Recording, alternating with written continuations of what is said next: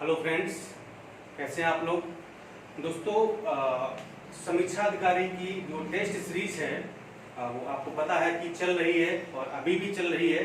Series सारी समाप्त हो चुकी हैं, सामान्य अध्ययन की भी, हिंदी की भी समाप्त हो चुकी हैं। और कल से यानी कि 8 सितंबर से जो करंट अफेयर्स की आपको हम सीरीज देने वाले थे वो प्रारंभ हो जाएगी। ठीक है, करंट अफेयर्स के अंतर्गत 5 सीरीज आपको मिलेंगी। प्रत्येक सीरीज में 100 क्वेश्चन होंगे, यानी कि 500 क्वेश्चन आपको हम करंट अफेयर्स के देने वाले हैं। ठीक है, ताकि जो करंट के क्वेश्चन आपके गलत हो जाते हैं वो गलत ना हो। ठीक है, तो अगर आपने अभी तक सीरीज को ज्वाइन नहीं किया है या आपको पता नहीं था या किसी माध्यम से पता चला है तो अभी भी मौका है। अगर आप अभी भी रजिस्ट्रेशन कराते हैं, सीरीज लेना चाहते हैं तो ले सकते हैं। आपको जीएस की, करंट की, हिंदी की सारी सीरीज एक साथ उपलब्ध करा दी जाएगी। ठीक है, यदि आप बीडीओ यानी कि खंड शिक्षा अधिकारी की भी सीरीज लेना चाहते हैं तो वह भी आपको मिल जाएंगे। ठीक है, सबकी प्रक्रिया अलग है, जो आपको चाहिए वो आपको उपलब्ध हो जाएगा। ठीक है, मेरी सलाह यही है कि कम से कम 1-2 सीरीज आप हल करके जाएं वहां पर। ठीक है, सीआरओ की है, बीओ की है, हिंदी की है, जीएस की है, तो आपकी प्रैक्टिस बनी रहेगी। उससे क्या होगा कि जो गलतियां आप परीक्षा हॉल में करते हैं वो यहीं पर हो जाएंगी, जिससे कि जो वहां पर होने वाली गलतियां हैं उनसे आप बच जाएंगे। ठीक है, इसलिए मेरा सुझाव ये है कि आपने सीरीज नहीं ली है तो आप जल्दी से ले लें। अभी 14-15 दिन का समय बचा हुआ है, 12-13 दिन का मान लेते हैं। ठीक है, अभी भी आप उसकी रिवीजन कर सकते हैं। ठीक है, चलिए शुरुआत करते हैं आज के टॉपिक की। तो भूगोल के अंतर्गत यानी कि भारत के भूगोल के अंतर्गत आज हम लोग पढ़ने वाले हैं कुछ प्रमुख पर्वत श्रेणियां। ठीक है, और जो भारत का भूगोल है वो लगभग हम लोग किनारे आ गए हैं, समाप्त होने वाला है। भारत की नदियां और पढ़ा दें आपको, अपवाह तंत्र पढ़ा दें, उत्तर भारत की नदियां और दक्षिण भारत की नदियां। ठीक है, गंगा नदी तंत्र, ब्रह्मपुत्र नदी तंत्र, ये सब आपको बता देते हैं। ठीक है, और इसके बाद कुछ जो बहुउद्देशीय परियोजनाएं हैं या नदी घाटी परियोजनाएं हैं वो आपको बता देंगे। तो लगभग जो मेन टॉपिक है भारत के भूगोल के वो हमारे क्लियर हो जाएंगे। ठीक है, इसके बाद विश्व के भूगोल में आपको क्या क्या पढ़ना है, हालांकि मुझे लगता है कि पढ़ा पाना तो संभव नहीं लग रहा है क्योंकि समय बहुत कम बचा हुआ है, अभी करंट भी पढ़ाना है। लेकिन आपको इतना हम हिंट जरूर दे देंगे कि विश्व के भूगोल में आपको किन किन टॉपिक को टच करना है, किन पर ज्यादा फोकस करना है, ये आपको हम बता देंगे। ठीक है, चलिए शुरुआत करते हैं। तो आज हम पढ़ेंगे प्रायद्वीपीय पठार की प्रमुख पर्वत श्रेणियां। जो हम लोग प्रायद्वीपीय भारत पढ़े थे, प्रायद्वीपीय पठार पढ़े थे, ये वाला भाग। तो यहाँ पर जो प्रमुख पर्वत श्रेणियां हैं वो कौन कौन सी हैं, क्या उनकी लोकेशन है, कहाँ पर स्थित हैं और उनके बारे में क्या कोई विशेष जानकारी है, इसके बारे में हम लोग पढ़ने वाले हैं। ठीक है, तो सबसे पहले मैं आपको लोकेशन बता देता हूँ। 3 पर्वत श्रेणियां जो प्रमुख रूप से हैं उनको हम पढ़ेंगे और 2 हम और पढ़ेंगे साथ में एडिशनल, जो प्रमुख है लेकिन कम प्रमुख है। ठीक है, तो देखिए ये जो आप सबसे ऊपर देख रहे हैं, ये जो टुकड़ा विभाजित है ये अरावली पर्वत श्रेणी है। अरावली के जो दक्षिण में आप देख रहे हैं ये विंध्यन पर्वत श्रेणी है और विंध्यन के दक्षिण में आप जो ये वाली देख रहे हैं ये सतपुड़ा पर्वत श्रेणी है। ठीक है, ये प्रमुख 3 पहाड़ियां हैं, अरावली पर्वत श्रेणी, विंध्यन पर्वत श्रेणी और सतपुड़ा पर्वत श्रेणी। ठीक है, इसके बाद जो आप ये देख रहे हैं ये है भ्रंश घाटी। ठीक है, ये भ्रंश घाटी आप देख रहे हैं, ये नर्मदा भ्रंश घाटी है, नर्मदा नदी इसी में बहती है। और ये है सॉरी हाँ ये नर्मदा भ्रंश घाटी है और ये है आपकी तापी भ्रंश घाटी यानी कि तापी नदी इसी में बहती है। ठीक है, ये देख रहे हैं आप, ये जो हमने यहाँ से निकाला हुआ है ये आप देख रहे हैं ना, ये आप देख रहे हैं ना, ये क्या है, ये तापी नदी है। ठीक है, ये तापी नदी है और जो यहाँ से निकल रही है ये जो नर्मदा भ्रंश घाटी बहती है ये है आपकी नर्मदा नदी। ठीक है, तो तापी भ्रंश घाटी, नर्मदा भ्रंश घाटी यहाँ पर आपकी स्थित है। अभी इनके बारे में एक एक हम चर्चा करेंगे, आपको सब कुछ बताएंगे कि कहाँ पर कैसे होता है। चलिए शुरुआत करते हैं सबसे पहले अरावली पर्वत श्रेणी की। ठीक है, कहाँ पर है, ये है। ठीक है, ये अरावली पर्वत श्रेणी आप देख पा रहे हैं, ये अरावली पर्वत श्रेणी है। ठीक है, इसका विस्तार कहाँ है, ये दिल्ली से लेकर और गुजरात तक इसका विस्तार। ठीक है, गुजरात में एक जगह है जिसका नाम है पालनपुर। ठीक है, तो दिल्ली से पालनपुर तक इस अरावली पर्वत श्रेणी का विस्तार मिलता है। इसके बाद ये प्रायद्वीपीय पठार के उत्तर पश्चिम में विस्तृत है। ठीक है, ये प्रायद्वीपीय पठार है, इसके उत्तर और पश्चिम ये वाला भाग है, ये प्रायद्वीपीय पठार का उत्तर पश्चिम भाग है। यहाँ पर ये विस्तृत है, कहां से, दिल्ली से लेकर के गुजरात तक। और इसकी लंबाई लगभग 800 किलोमीटर के आसपास है। इसकी लंबाई कितनी है, यहाँ से लेकर के यहाँ तक 800 किलोमीटर है। और इसकी अधिकतम लंबाई कहाँ पड़ती है, राजस्थान में, ठीक है। इसकी ऊंचाई लगभग 300 से 900 मीटर, यानी कि कहीं ऊंची कहीं नीची, इस तरह से जगह जगह, ठीक है। तो लगभग 300 से 900 मीटर के आसपास है। और यह है विश्व का सबसे प्राचीन वलित पर्वत है, यानी कि अवशिष्ट पर्वत है, रेजिडुअल पर्वत है ये, ठीक है। विश्व का सबसे प्राचीन वलित पर्वत है, इसको अवशिष्ट पर्वत भी कहते हैं। और इसकी जो चौड़ाई है वो दक्षिण पश्चिम से उत्तर पूर्व की ओर घटती जाती है, ठीक है। यानी कि ये दक्षिण पश्चिम से उत्तर पूर्व की ओर, यहाँ पर चौड़ाई ज्यादा है, यहाँ पर चौड़ाई कम है, घटती जाती है। और इसके कुछ अन्य नाम भी हैं, जिसको विभिन्न जो राजस्थान के विभिन्न हिस्से हैं, ठीक है, जहाँ पर फैली हुई है, तो इसको कुछ अन्य नामों से भी जाना जाता है। जैसे कि अलवर में हर्षनाथ की पहाड़ी के नाम से जाना जाता है, उदयपुर में जरगा की पहाड़ी के नाम से जाना जाता है।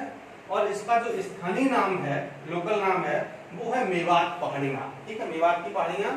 और दिल्ली के पास इसको जाना जाता है दिल्ली रिज के नाम से, दिल्ली रिज के नाम से, या रायसीना पहाड़ियां, जो रायसीना हिल्स है जहां पर दिल्ली की राजधानी स्थित है, तो वो इन्हीं पहाड़ियों पर स्थित है, अरावली पर स्थित है।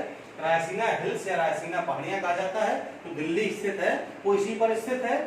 और इस श्रेणी का, यानी कि अरावली पर्वत श्रेणी का जो सबसे ऊंचा शिखर है, सर्वोच्च शिखर है, वो है गुरु शिखर, ठीक है। ये आप देख पा रहे हैं, ये गुरु शिखर, ये अरावली पर्वत श्रेणी का सबसे ऊंचा शिखर है। इसकी ऊंचाई लगभग 1722 मीटर है। और ये कहाँ स्थित है, माउंट आबू, एक जगह है राजस्थान में माउंट आबू, वहां पर ये स्थित है, जहां पर ये बना हुआ ना, इसे कहते हैं माउंट आबू। और ये माउंट आबू कहाँ पड़ता है, राजस्थान के सिरोही जिला में ये स्थित है। और यहीं पर, यानी कि माउंट आबू में ही दिलवाड़ा जैन मंदिर, जो बहुत प्रसिद्ध है, दिलवाड़ा जैन मंदिर यही माउंट आबू में स्थित है। यहाँ से प्रश्न बहुत पूछा जाता है कि दिलवाड़ा जैन मंदिर कहाँ है, माउंट आबू में स्थित है, राजस्थान के सिरोही जिले में है। और ये अरावली पर्वत श्रेणी में स्थित है, ठीक है, गुरु शिखर। ये हो गई बात अरावली पर्वत श्रेणी की। अब हम आते हैं विंध्यन पर्वत श्रेणी पर, ठीक है। विंध्यन पर आते हैं, कहाँ पर विस्तार है, ये देख रहे हैं, अरावली के दक्षिण में ये विस्तार है, ठीक है। इसके दक्षिण में क्या है, ये आपकी नर्मदा भ्रंश घाटी है, ठीक है। यानी विंध्यन के दक्षिण में क्या है, नर्मदा भ्रंश घाटी है। और इसी नर्मदा भ्रंश घाटी में नर्मदा नदी बहती है, अभी बताएंगे कहाँ से निकलती है वो। तो ये जो विंध्यन पर्वत श्रेणी है, ये अत्यधिक प्राचीन व घर्षित मोड़दार पर्वत है, ठीक है। कैसा है, घर्षण के साथ घर्षित मोड़दार ये पर्वत, इसमें कई सारे मोड़ पड़े हुए हैं और बहुत प्राचीन है, ठीक है। ये मालवा पठार के दक्षिण में स्थित है, ठीक है। आप देख रहे हैं ना कि ये जो यहाँ पर मैंने पिछली बार आपको बताया था, जो मालवा का पठार है, इसके ये दक्षिण में स्थित है। और इसका जो विस्तार मिलता है वो बेसिकली मध्य प्रदेश में ये स्थित है, विंध्यन पर्वत श्रेणी।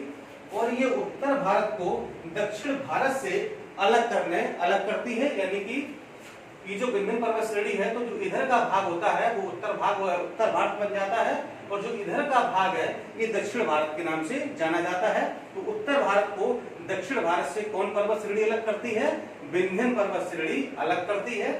इसकी लंबाई लगभग 1050 किलोमीटर है और इसकी ऊंचाई 700 से 1200 मीटर के आसपास है, ठीक है। पूर्व में, यानी कि पूर्व दिशा में इसको भांडेर या कैमूर की पहाड़ियों के नाम से भी जाना जाता है। इसे कैमूर की पहाड़ियां भी कहते हैं, परीक्षा में पूछा गया कई बार, कैमूर की पहाड़ियां भी इसे कहते हैं, ठीक है। और विंध्यन के दक्षिण में क्या है, नर्मदा भ्रंश घाटी है, ठीक है। ये देखिए, ये विंध्यन है, विंध्यन के दक्षिण में क्या है, ये नर्मदा भ्रंश घाटी है। और नर्मदा भ्रंश घाटी के दक्षिण में क्या है, सतपुड़ा पहाड़ियां, ये देखिए, ये सतपुड़ा पहाड़ियां हैं। और सतपुड़ा पहाड़ियों के दक्षिण में क्या है, तापी भ्रंश घाटी है, ठीक है। सतपुड़ा के दक्षिण में क्या है, तापी भ्रंश घाटी है, यानी कि विंध्यन पर्वत श्रेणी, इसके दक्षिण में नर्मदा भ्रंश घाटी, इसके दक्षिण में सतपुड़ा पर्वत श्रेणी, इसके दक्षिण में तापी भ्रंश घाटी स्थित है, ठीक है। जो बांधवगढ़ राष्ट्रीय उद्यान है वो इसी पर्वत श्रेणी में स्थित, यानी कि विंध्यन पर्वत श्रेणी में ही बांधवगढ़ राष्ट्रीय उद्यान स्थित है। और ये, यानी कि विंध्यन पर्वत श्रेणी लाल बलुआ पत्थर, भमन सामग्री और हीरा इत्यादि के लिए बहुत ज्यादा प्रसिद्ध है। जो भवन सामग्री है, मार्बल है, संगमरमर है, चूना है, ये सब जो बहुत ज्यादा यहाँ से मिलता है। लाल बलुआ पत्थर भी मिलता है और हीरा के लिए बहुत प्रसिद्ध है। और हीरा मध्य प्रदेश के पन्ना जिले में बेसिकली पाया जाता है। पन्ना जिला बहुत फेमस है हीरा के लिए। ये हो गई आपकी विंध्यन पर्वत श्रेणी। अब आते हैं सतपुड़ा पर, ठीक है। ये आप देख पा रहे हैं, ये सतपुड़ा पर्वत श्रेणी है, ठीक है। यानी कि नर्मदा भ्रंश घाटी और तापी भ्रंश घाटी के बीच में सतपुड़ा पर्वत श्रेणी स्थित है और इसका विस्तार मध्य प्रदेश, महाराष्ट्र और गुजरात में मिलता है। ये भारत का एकमात्र ऐसा पर्वत है जिसे ब्लॉक पर्वत के नाम से जाना जाता है। ब्लॉक पर्वत क्या होता है? जो दो भ्रंश घाटियों के बीच स्थित होता है। ऐसा पर्वत जो दो भ्रंश घाटियों के बीच स्थित होता है उसे ब्लॉक पर्वत के नाम से जाना जाता है। तो एक नर्मदा भ्रंश घाटी और तापी भ्रंश घाटी के बीच में स्थित है, इसलिए इसे ब्लॉक पर्वत कहा गया है। कि भारत का एकमात्र ऐसा ब्लॉक पर्वत है, ठीक है। तो उत्तर में इसके नर्मदा भ्रंश घाटी है और दक्षिण में तापी भ्रंश घाटी है। इसकी लंबाई लगभग 800 किलोमीटर के आसपास है और इसकी ऊंचाई 700 मीटर के आसपास है, ठीक है। आगे आते हैं। यह है पश्चिम से पूर्व की ओर 3 पहाड़ियों के रूप में विस्तृत है, ठीक है। यानी कि पश्चिम से पूर्व की ओर चले तो 1 पहाड़ी, 2 पहाड़ी, 3 पहाड़ी, ठीक है। तो एक पहाड़ी कौन सी है? ये है आपकी, यहाँ पर देखिए लिखा हो राजपीपला। पहली वाली है राजपीपला, बीच वाली है महादेव और तीसरी है ये मैकाल, या इसी को मकालू के नाम से भी जाना जाता है। राजपीपला, महादेव और मैकाल। ये राजपीपला, बीच वाली महादेव और ये किनारे वाली मैकाल या मकालू। बड़ी इंपॉर्टेंट बात बताने जा रहे हैं, जो सतपुड़ा की सबसे ऊंची चोटी है, ठीक है। देखिए इन तीनों पहाड़ियों को मिला दिया जाए तो क्या होता है? सतपुड़ा, ठीक है। हालांकि यहाँ पर 7 पहाड़ियां मिलती हैं छोटी छोटी, इसलिए इसका नाम सतपुड़ा पड़ा है। लेकिन ये 3 प्रमुख पहाड़ियां हैं, राजपीपला, महादेव और मकालू, ठीक है। तो इनका क्रम ये है। अब पूरी को टोटल को मिला दें तो एक ही पहाड़ी है, सतपुड़ा पर्वत श्रेणी है। तो सतपुड़ा पर्वत श्रेणी की सबसे ऊंची चोटी कौन सी है? वो है ध्रुवगढ़, ठीक है। ये रही आपकी ध्रुवगढ़, यहाँ पर लिखा हुआ है ये ध्रुवगढ़ है। कहाँ पर स्थित है? ये महादेव श्रेणी में स्थित है, ठीक है। ध्रुवगढ़ कहाँ है? ये महादेव श्रेणी में स्थित है। इसकी ऊंचाई 1350 मीटर है, ठीक है। और जो मध्य प्रदेश का एक प्रमुख स्थान है, प्रमुख जगह है पंचमढ़ी, ठीक है। ये मध्य प्रदेश का इसको स्वास्थ्य वर्धक स्थान कहते हैं पंचमढ़ी को, ठीक है। तो पंचमढ़ी इसी के पास स्थित है, ध्रुवगढ़ चोटी के पास पंचमढ़ी नगर स्थित है। कहां पर है ये? महादेव श्रेणी में, ठीक है। अगर ये पूछा जाए कि सतपुड़ा की सबसे ऊंची चोटी कौन सी है तो ध्रुवगढ़ है, ठीक है। लेकिन ये पूछ दिया जाए कि ध्रुवगढ़ सतपुड़ा की किस पहाड़ी में स्थित है तो आप बताएंगे महादेव पहाड़ी में ये स्थित है, ठीक है। इसके बाद जो मैकाल है या मकालू है, ये मध्य प्रदेश व छत्तीसगढ़ की सीमा बनाती है, ठीक है। ये किनारे वाली ये मध्य प्रदेश और छत्तीसगढ़ के बीच में सीमा बनाने का कार्य करती है। और मैकाल की सबसे ऊंची चोटी है अमरकंटक, ठीक है। अगर ये पूछा जाए कि मैकाल की सबसे ऊंची चोटी कौन सी है तो अमरकंटक है। या फिर यूं कहें कि सतपुड़ा पर्वत श्रेणी की दूसरी सबसे ऊंची चोटी कौन सी है? अमरकंटक है, 1036 मीटर। पहली सबसे ऊंची 1350 मीटर ध्रुवगढ़, दूसरी ऊंची चोटी अमरकंटक, ठीक है। लेकिन मकालू की सबसे ऊंची कौन सी है? अमरकंटक है, ठीक है। मकालू की सबसे ऊंची है और सतपुड़ा की दूसरी सबसे ऊंची चोटी। हालांकि मकालू सतपुड़ा के अंतर्गत ही आता है, मेरी बात को समझ जाइएगा, ठीक है। और जो अमरकंटक चोटी है, इसी चोटी से सोन नदी और नर्मदा नदी यहीं से निकलती है, ठीक है। और नर्मदा नदी पर जबलपुर में एक जलप्रपात बना है जिसका नाम है धुआंधार जलप्रपात। परीक्षा में बहुत पूछा जाता है। ये नर्मदा नदी पर स्थित है जबलपुर में। तो ये आपकी हो गई सतपुड़ा पर्वत श्रेणी, ठीक है। एक बार मैं फिर से रिपीट कर दे रहा हूं, जो सतपुड़ा पर्वत श्रेणी की सबसे ऊंची चोटी है वो है ध्रुवगढ़, दूसरी सबसे ऊंची चोटी है अमरकंटक, ठीक है। लेकिन ये पूछा जाए कि मकालू की सबसे ऊंची चोटी कौन सी है तो आप बताएंगे अमरकंटक, ठीक है। या ये पूछा जाए कि ध्रुवगढ़ सतपुड़ा श्रेणी की किस पहाड़ी पर स्थित है तो आप कहेंगे महादेव पर। ठीक है, थोड़ा सा डीप में अगर प्रश्न बन जाए तो आप समझ जाइएगा। इसके बाद दो पहाड़ियां और पढ़ेंगे, हरिश्चंद्र पर्वत श्रेणी और बालाघाट पर्वत श्रेणी। ये आपकी बनी हुई है हरिश्चंद्र पर्वत श्रेणी और ये है आपकी बालाघाट की, ये पश्चिमी घाट के अंतर्गत आती है। ठीक है, तो हरिश्चंद्र को पढ़ लेते हैं। ये पुणे के उत्तर पूर्व में गोदावरी और भीमा नदियों के मध्य स्थित है। ठीक है, यहाँ पर गोदावरी और भीमा नदियां बहती हैं। ठीक है, तो इनके मध्य में स्थित है। यह हरिश्चंद्र पहाड़ी कृष्णा व गोदावरी नदियों के मध्य जल विभाजक का कार्य करती है। ठीक है, यानी जो कृष्णा और गोदावरी नदियां हैं इनके बीच में जल विभाजक का कार्य ये करती है, यानी कि हरिश्चंद्र पहाड़ी। और पश्चिमी घाट की सबसे ऊंची चोटी कौन सी है? कलसुबाई, इसी श्रेणी में स्थित है। किसमें?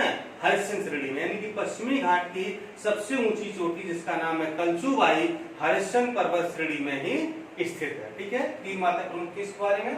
और जान लेते हैं बालाघाट पर्वत श्रेणी के बारे में। ये पश्चिमी महाराष्ट्र व मध्य प्रदेश में स्थित है। ये देख रहे हैं आप, ये पश्चिमी महाराष्ट्र व मध्य प्रदेश में स्थित है। और मंजरा नदी यहीं से निकलती है। ठीक है, यहाँ से मंजरा नदी, छोटी सी नदी है दक्षिण भारत की, तो मंजरा नदी यहीं से निकलती है। ठीक है, तो ये थी हमारी पर्वत श्रेणियां जहां से बार बार प्रश्न पूछे जाते हैं। ठीक है, और जानकारी के अभाव में हो जाती है गलती। ठीक है, तो यहाँ पर सबसे पहले अरावली, विंध्यन, नर्मदा भ्रंश घाटी, सतपुड़ा पर्वत श्रेणी, तापी भ्रंश घाटी, ये पूरा क्रम है। यहाँ पर बालाघाट और ये आपकी हरिश्चंद्र। ठीक है, तो ये पूरा क्रम था। ध्यान से अपने कॉपी में एक डायग्राम बना लीजिएगा, उसको नोट कर लीजिएगा जैसे मैंने नोट किया है, ताकि वो क्रम आपको याद रहे। कभी कभी क्रम ही लगाने को पूछ दिया जाता है। ठीक है, चलिए मिलता हूँ अगले वीडियो में। नमस्कार।